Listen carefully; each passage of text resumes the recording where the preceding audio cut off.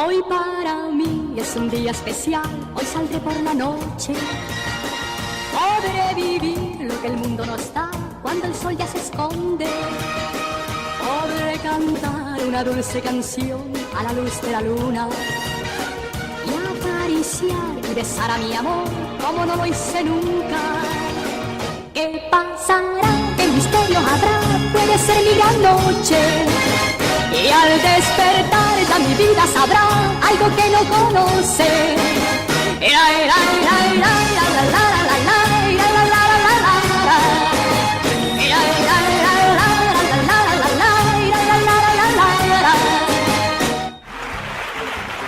Apenas unos minutos pasan de las 12:30, estamos en la sexta noche, en directo, y bienvenidos al OK Corral de la economía, porque hoy tenemos 4 economistas para debatir de asuntos muy importantes, de salarios, de renta mínima, de pensiones, de IVA, de IRPF o de impuesto de sucesiones. Son algunos de los temas que vamos a tratar y lo vamos a hacer con Eduardo Garzón. Eduardo, buenas noches, bienvenido. Buenas noches, muchas gracias por venir. Está también Gonzalo Bernardos. Buenas noches, Gonzalo. Bienvenido. Daniel Lacalle, ¿cómo estás? también nos acompaña esta noche. Buenas noches, Daniel, bienvenido. Y Juan Ramón Rayo, que cierra nuestro cuarteto de economistas hoy a debate.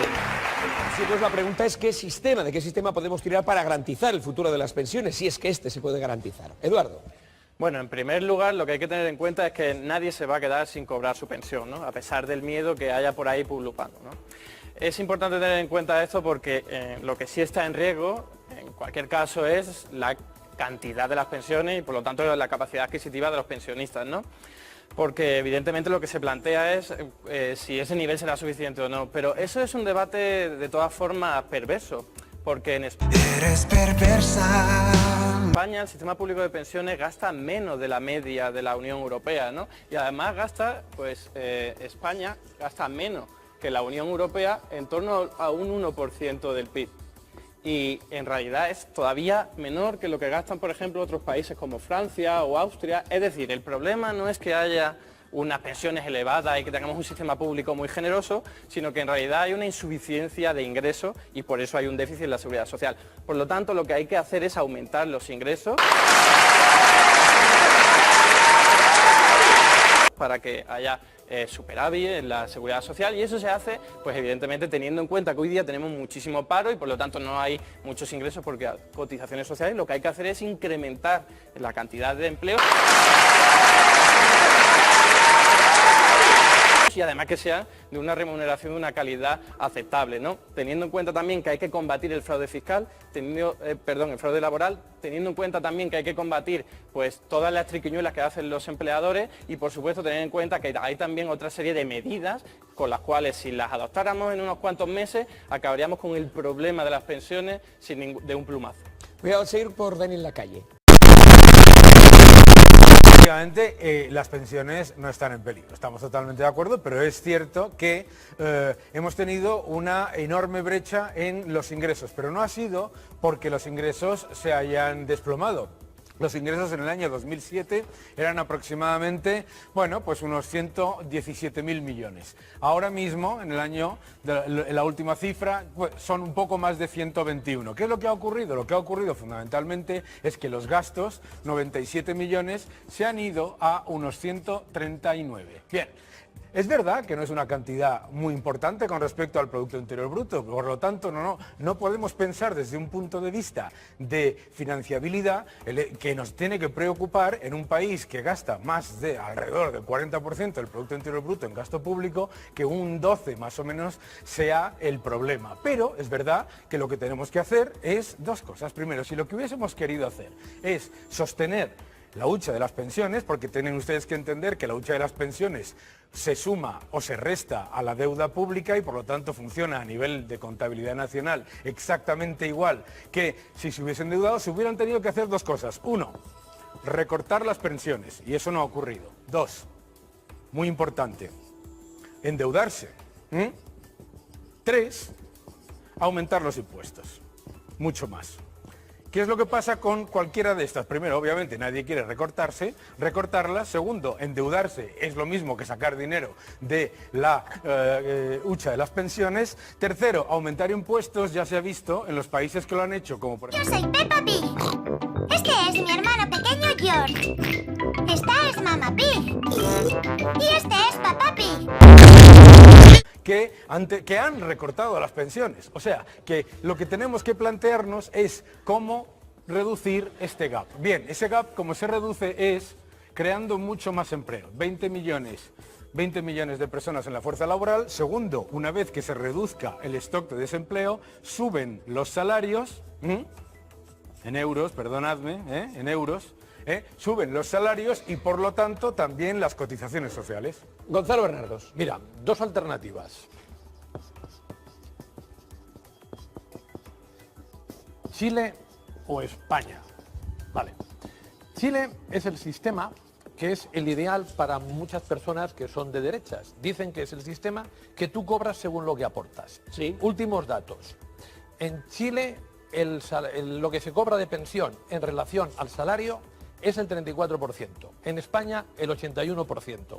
Por lo tanto, el sistema de reparto de España está demostrando claramente que es mucho mejor que el sistema de capitalización de Chile, que es el que muchas entidades financieras les gustaría. ¿Por qué? Porque a esas entidades financieras en Chile les va muy bien. Las administradoras de fondos de pensiones se ganan francamente bien la vida. ¡Que viva Maduro! ¡Ya está sobre! ¡Esta que no hay nada! ¡Esto no es nada para mí! ¡Pobre tengo yo, no joda! ¡Otra verga de esa por payaso! ¡No joda! ¡Corre, muchachos! ¡Agárrelo! ¡Agárrelo! ¡Agárrelo! ¡Agárrelo! Expropiese. 2. Media de la Unión Europea dedicado al gasto en pensiones es el 11,2% del PIB. Media de España, 10,4%. Y aquí hay un recorrido al alza tremendo. Pero sobre todo, se pueden coger y pueden recaudarse impuestos para coger y ya meternos en la media europea. Expropiese. Pero sobre todo, hay una cosa fundamental. Los pensionistas deben conservar su poder adquisitivo. Por lo tanto, la reforma del PP, que coge y cercena su poder adquisitivo, hay que eliminarla.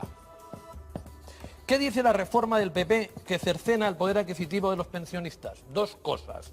La primera, si hay déficit en la seguridad social, los pensionistas solo subirán la pensión el 0,25, por lo tanto perderán poder adquisitivo. Según la AIREF, en toda la actual década, un 7% van a perder poder adquisitivo.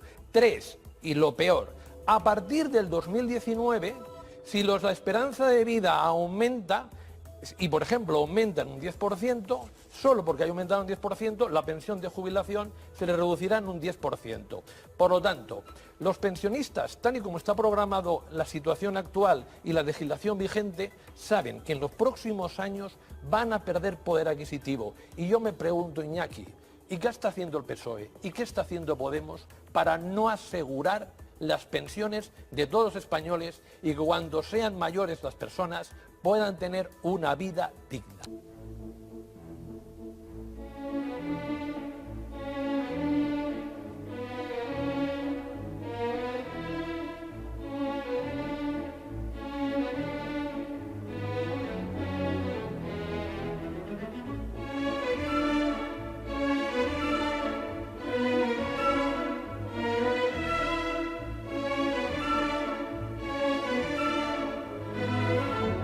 Sé lo que vamos a debatir después. De momento vamos a escuchar a Juan Ramón Rayo y empezaremos con el debate. Juan Ramón. Sí, yo creo que hay que mirar un poco más a largo plazo. Es verdad que a muy corto plazo hay un déficit de 20.000 millones de euros, del 2% del PIB, que es un déficit preocupante, pero no es un déficit dramático, no es un déficit por el que la solvencia de España se vaya a derrumbar. Pero a 20-25 años, que es la edad en la que algunos que están aquí se empezarán a jubilar, va a haber un déficit muy, muy importante en la seguridad social. Ahora mismo hay una persona, un pensionista, por cada 2 trabajadores trabajando. Sí. En el año 2040 habrá aproximadamente un trabajador por pensionista. ¿Problema de esto? Pues que duplicaremos el gasto de pensiones con respecto al nivel actual. Esto también lo ha comentado la AIREF.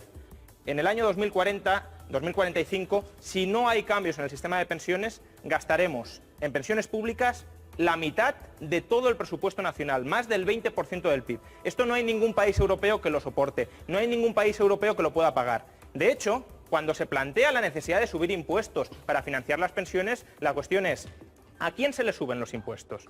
Porque efectivamente se da a entender como que las pensiones, el sobregasto que va a venir en las pensiones se puede financiar apenas subiéndole un poquito los impuestos a los ricos, o muchito los impuestos a los ricos.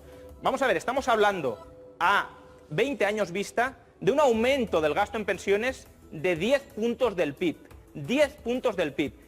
Si les quitáramos todo lo que ganan, todo, absolutamente todo, una expropiación del 100%. Expropiese. A aquellas personas que ganan más de 100.000 euros al año, a los ricos, ¿cuánto recaudaríamos? Suponiendo que no se van de España, etcétera. ¿Cuánto recaudaríamos?